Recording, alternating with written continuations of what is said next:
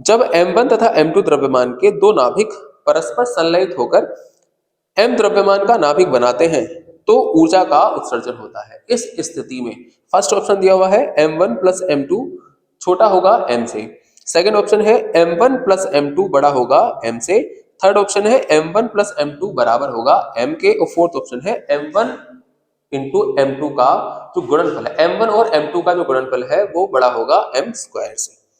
तो नाभिकीय संलयन क्या होता है पहले हमें वो पता होना चाहिए। तो क्या होता है नाभिकीय संलयन?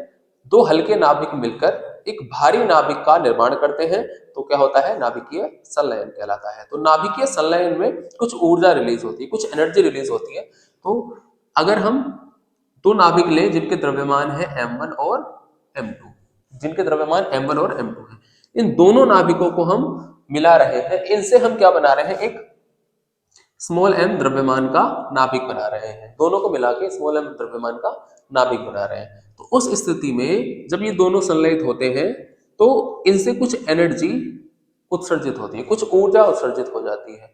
वो जो ऊर्जा है वो कहाँ से मिलती है?